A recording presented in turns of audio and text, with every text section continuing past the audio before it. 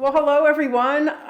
Thank you for being here. We are here today at the Hope Grows Iris Respite House, and I have with me here today Laura Partridge, and she's our March. Their company is our March Partner of the Month, and I'm going to leave it up to you to introduce the company's name because I always see it in a different couple of I know, ways. it's very confusing. It is a little confusing. Yeah. So I'm going to let you be the one to Okay. introduce the company and what it is that you do. But yeah, this is a great opportunity to be here with you and partnering with you guys again. And you've been such a supporter of Hope Grows. Yeah. Oh my gosh, we go We're back honored. 5-6 years Yeah. as a partner and as a colleague, just being together on the Anything one that we can do to respite help. committee. It's a great. You've done a great. This is a beautiful facility. So if anybody, not facility, home. If anybody hasn't seen it, I really recommend coming out. It's beautiful. Oh, thank you for that. So so Laura, I'm going to now put it in your hands if you want to introduce the company you're with. Yeah. So my name's Laura Partridge, and I work for a company called Star Multi-Care, who's based out of New York. That's the parent company. We also have a branch in Pittsburgh that is extended family care with 2 other branches in Pennsylvania, one in Allentown, one in Lancaster. We also have an additional branch in Ohio and one down in Florida. So we do home health care and we do home care, 2 different things, but we do them both. We service children through adult, and we have been in business since 1938. So we've been around the block a long time. I didn't realize it was that many years. That's a great company. That's phenomenal. I know. Yeah, that's awesome. It's exciting. I've been with the company for 18 years, so that's a testament to the fact that it is a great company run with a wonderful CEO who has the culture set that really focuses on not only the clients, but he puts the employees first, and he really does care. So I'm very fortunate. That's awesome. That is great. Awesome. I know. So thank you for that. And now I have a better understanding too. I knew you guys were a part of the extended family services, but I didn't understand. I didn't realize how Star Multi-Care fit in with that. So we're a branch. Yeah, it's a branch of it. Yeah, very good. And I knew New York and Ohio and Pennsylvania, but I didn't know Florida. Yeah, Florida's great because we do a service called Snowbird Service for the people that live in the north and they have homes down in Florida. We can send the nurse or the aide with them. Oh, how cool! Or ready their house when they want to get down there, and then everything's all set, and then reverse it when they want to come home. So it's a great service. Oh my gosh, that's unique. I know. I've not heard of hope to too use many. It one day myself. Yeah, very good. I've not heard of very many. Home care agencies that do something like that. We're unique. We cater to what the client's needs, and we always have. So, Oh, that's wonderful. I'm so glad for that. So Laura, tell me, what makes you feel so inspired to do the work that you do? I know you've got a history that you can share. I do. I started out as an aide, as a caregiver, I know you work with family caregivers. We work with professional caregivers, and I was a CNA way back when. I've been in long-term care for 40 years, so that's where I started, and I was inspired from the time that I was a CNA in the hospital and just caring for those individuals. I worked in a hospital, and on the skilled nursing facility. There were just so many people that touched my heart that I said, you know what, I want to make these things better. I mean, it was a great hospital. I'm not saying anything was negative, but a lot of people didn't want to be there. And I thought if I could do something that could take them away from that setting in which they didn't want to be in, that's what I want to do. So I became a nursing home administrator. And I did that in New York. I was up in Western New York and Buffalo, still a Bills fan. And then moved to Pittsburgh when my husband came to go to Duquesne, and then I got a job with a big company here in healthcare, was administrator for them, and the opportunity came up for me to become a home care administrator, and I thought, that's what I want to do. Home care. Allow the people to stay in their homes and to age in place the way that they want to. And that's what brought me to where I am today. Yeah, that's inspirational. Yeah, absolutely. So you said something about you had started out as a CNA. I did. And a CNA is a certified nurse's aid, correct? Yes. Okay. Yeah. Okay. And then the company you're with now, that's that's mainly your professionals and what they do, correct? We have personal care aides, we have home health aides, we have certified nurses aides, we have Okay. licensed practical nurses, and we have registered nurses. And we Oh, also have wow. therapies that we Okay. contract with, not on Okay. staff. Yeah. And then with that, I love to look at it as an opportunity for caregivers. Mm-hmm. They can start out as a personal care aide. Some people call them companions. It's not hands-on care. It's just, Sure. sitting service. Okay. Someone. And then they can work their way to become a home health aide. And then they can go on beyond that and become a certified nurse's aide. And then they can go to nursing school because extended family care star multi-care gives the employees the opportunity to Oh, wow. have their tuition paid for. Nice. Or not paid for, but they give a nice generous donation so that they don't have the student debt if they wanted to do that. And then also to become a registered nurse. Oh, wow. So they could literally come in and work their way up to become a nurse if that's what they wanted. That's what they want. Oh, wow. That's wonderful. I didn't know that either about the company. So that's just great. Mm-hmm. So in your opinion, what do you think the best resources are right now for family caregivers? Oh, there's so many. Well, first of all, I think Hope Grows does a phenomenal job, and that's just not a plug. That's my true belief. Right. Therapeutic respite. Caregivers need a break, and they need the services that you're providing. Yeah. I think that what they're doing is admirable. Anybody that can take care of their own family member or take care of a friend or whomever they're taking care of, or if it's a professional caregiver taking care of someone, I think that they have their hearts in the right place. So kudos to them. And yeah, it's draining though. It truly is draining. But not only though do you see the draining in family caregivers like we do, but you see the draining happening in your professional caregivers that work for your company. And I know that's one of your passions is to get them the therapeutic respite somehow that we do for our family caregivers. Right. In addition to therapeutic respite, there's so many programs out there that families don't know about, Lisa. There's, if I could advise people out there that are listening to your podcast to do anything, it would be to tap into the local resources. Something like the Area Agency on Aging. Each county has their own program. They do. They have a wide variety of resources.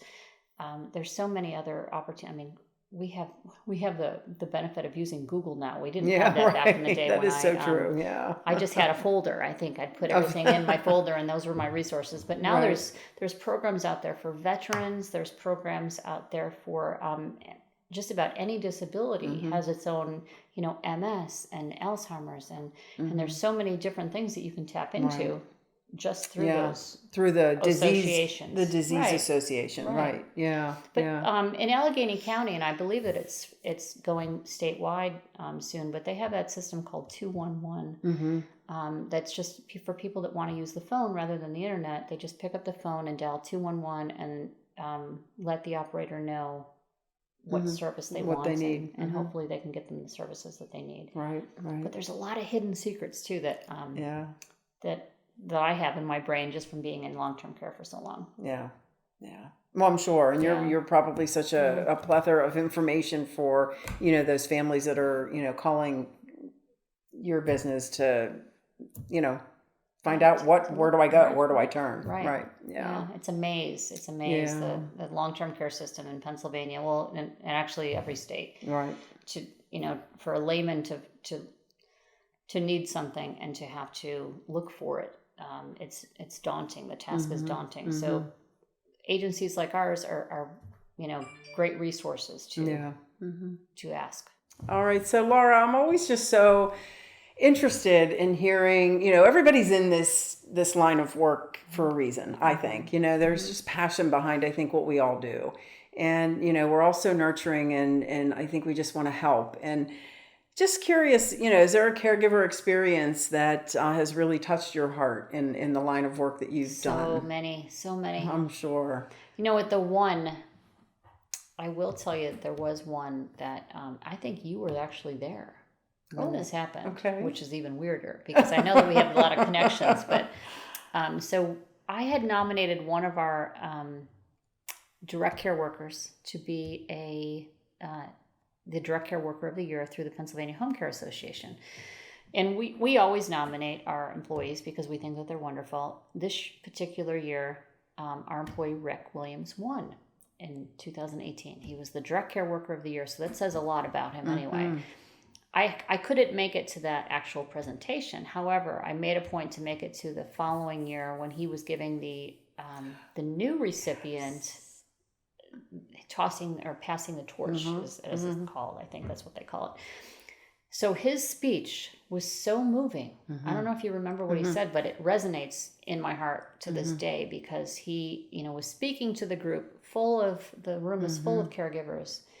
And he said, all of you are here for the right reasons because you're caring. He goes, but the one thing that I want you to think about that he tells his children every day is before you, leave the house, have the positive mental attitude and make sure that attitude, you do one thing to change someone's life or disposition to make them have a positive day, or just if it's a smile or, just do that one little thing. Well, you don't know what effect it'll have on someone until, it happens, but just make sure that you're positive and that you do something special for someone else to make them smile that day. And I just thought, what a great, simple little thing like that could change someone's life. And not change their life, but give them a happy day. Sure. I do remember that. So, yes. I just thought that was so speech. insightful. And he's just such a great guy all the way around. Yeah.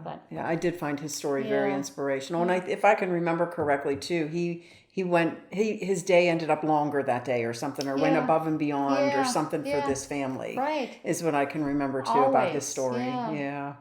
Yeah. So even just family caregiver stories, how they touch our heart. There are so many professional caregiver stories that do as well. Right. And which leads me to just my next point. I know our collaboration and partnership that we've had together as colleagues and with your company is we've been trying for so many years to figure out how can we make our services here at Hope Grows for professional caregivers as well. Yeah, let's hope that comes to, I do. So I think, we're not going to let too much out of the bag, but we're working towards something this year. It's very exciting. Yeah, it is very exciting for the professional caregiver to engage in respite care for them. And you know what, Lisa, too, a lot of the family caregivers are actually professional caregivers. And absolutely, the Area Agency on Aging has given them the ability, or the state rather, that they can get paid now.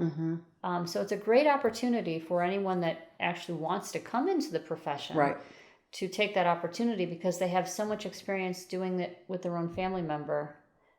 That they can just transfer that over to an actual career. Yes. And so now's the time. Right. And that's new. Yeah. That's just recent in the last couple of years, the change. So that's a good thing. I mean, there's so many family caregivers that have given up their careers, I know, to stay at home and be at home with their loved ones that need, their help. And I just find that, it's, to me, that touches my heart as well. It's I know the things that they give up. Yeah, exactly. For others. I know. Yeah. Well, you don't come into this profession for the money. You come in because you have a kind heart and you want to help That others. is so true. Yeah. That is so true. And that's even, myself being a licensed professional counselor, you really don't go into it with that mindset that you're going to make a lot of money, because you don't. You just don't. You can make a lucrative, career out of it. You can, but you're not going to walk away with a lot of money in your pocket. Yeah. Let's just put it that way. We go into it because, we want to help. And it's a good point. Yeah, it's a really good point. So what is the most important thing that you've learned in working with family caregivers, being in this industry for so long, You know what, I see that every day with the families that we work with. They're reluctant to have the professional caregivers come in and give them that break that they so need and so deserve, because every day that, they're doing things for other people, and yet they're not taking the time out for themselves. Right. I would equate that to flying on an airplane. And, I remember my first flight, I'm like, why would you, if you were flying with your child, why would you put the oxygen mask on yourself? Wouldn't you want to put it on someone else first? And the purpose of it is that it's just like caregiving. You have to take care of yourself in order to take care of someone else. And I just find that to be, so true. It is. Many times the caregivers don't take the time and don't ask for help or don't even accept the help that's offered to them. That's even a bigger thing. They have to accept the help. They do. Well, and I think I know with us, this year, well, at the end of 2019, we were helping, I think it was 418 families. And just in 2020, we had a 70% increase. Wow. And it went to 712 caregivers and their families that we've provided support. Yeah. And there is a common theme in there, and that thread of just vulnerability. Yeah. It's really hard, I think, for a family caregiver to be vulnerable. Right. And, I think as humans, it's hard for all of us to be vulnerable. We want to be strong. We're nurturers by heart, I think. All of us are. And I think it's, you think you're a superhuman. You do, but you're not. Yeah. In fact, we've built into our model here at Hope Grows that we close 4 weeks out of the year because we're trying to practice what we preach. Isn't that perfect? It is, and trust me, we need it. A job. I think that's the best type of attitude that you could have. We have to. I think we need that break, and I think in this wellness industry, you have to practice what you preach. Yeah. We all get tired in our profession, no matter what that profession is, and I think we need to be a role model, and we need to show that it's okay to take a break. It is. And I know we've talked about this in the past too, and I think that I also often wonder sometimes if the professional caregivers need to be that role model for the family caregiver, and say, I'm doing this, so why don't you try this? And I think, and vice versa. I want to share with you a personal story. Okay. A personal caregiving story. Mm-hmm. So, and you probably know some of the story because you and I have that connection. Yeah. But my sister, she had breast cancer. So my mom was always, there, and I have my other two sisters and my brother that all live up in Buffalo, and I was in Pittsburgh, so I couldn't come in and help out as much as I had wanted to. And that is something that family caregivers deal with a lot too. Mm-hmm. They live out of town and they do what they can, but for whatever reason, I work. I have 4 children, and they were all little at the time. So it was getting worse, but to top it off, my grandmother had Alzheimer's, and my grandfather had just passed away. So my mother then was torn between, which so many families are, dealing with, they call it the sandwich generation. Yes. She's taking care of her mother, who has Alzheimer's, and now her daughter has cancer, and she's trying to balance that. So God bless her for everything that she's done for both of those people. But so then I step in and say, I'm going to go up every weekend, and I'm going to work full time. I'm going to take 2 of the kids with me who were 1 and 3 at the time. I took 2 youngest. And so we'd haul up there every weekend. And it was very rewarding at times. It was super stressful. But the one thing that I knew that God was probably telling me this isn't, how you should be doing it right now, was that I was bathing Lisa because she was too weak to give herself a bath. Wow. So, and the kids were all in the family room, which is right outside the bathroom door, and they were fighting over something. So I go, I'll be right back. Just don't move. So I go out to, interrupt what's going on out there. And I was only gone for like a split second, 30 seconds, if that, not even. I go back and I come in and Lisa's underwater. So who am I helping? Wow. And that's when I woke up thinking, not woke up because this was real. It wasn't a dream. I can't have, I need to focus on one thing right now to make this work for me. So, the next time I went down, we took the help that we were offered from my in-laws and from family and friends. And, the girls stayed back and I went and took care of Lisa. And those were so rewarding. Those times were so rewarding. But sometimes you just have to, you don't take on so much. Just take on little pieces if you can. Sure. And if you can't, it's okay to say no too. Sure. Yeah. No, it's not for everybody, and everybody. Right. Well, thank you for sharing that personal story. I'm sure you at that point it's heartbreaking. But I think the point to it is that we do as family caregivers take on a lot, more than we really need to. Yeah. And there's a lot of reasons. And that's one of the things we do here at Hope Grows is when we're talking with the family caregiver, it's like, well, I know no one's going to take care of that person as best that you can. I get that. I get that. But the little bit of change in how they're being cared for isn't a bad thing. No. And then we look at the barriers and the factors as to what's stopping you, right, from seeking help for this or for that. Right. And let's work out a goal and a plan to make that happen. The vulnerability, people don't want to give up their routine and their feeling of control almost sometimes. Yeah. And they also have to look at the person that they're taking care of. Maybe they would like that change, and maybe they would like someone else to share stories with, or to take them somewhere that they hadn't been before. So many of our caregivers can come in and actually help the family caregiver to give them a change, and it actually helps the client because they're doing something different. Gives them a different experience. Sure. And then the stress alone that the family caregiver experiences sometimes presents itself differently to the actual client, and that's not a good thing either, because we don't want the client to feel as though they're a burden. Right. So. Yeah, very true, very true.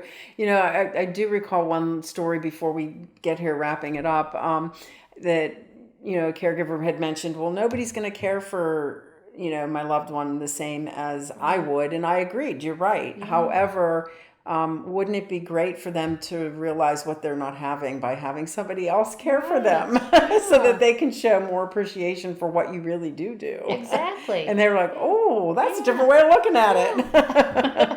I think maybe I'll try that. So, I think there's a lot that we have so many resources and we're doing so much, but there's still more to be done, I think. And, and I continue to look forward to our partnership this year because, again, we're not going to put it out of the bag yet, but I think what we're planning is going to happen. So I hope so. I think for the sake of the caregivers, both professionally and family caregivers. Absolutely. Yeah, absolutely. So is there anything that I didn't ask today that you might have wanted to share?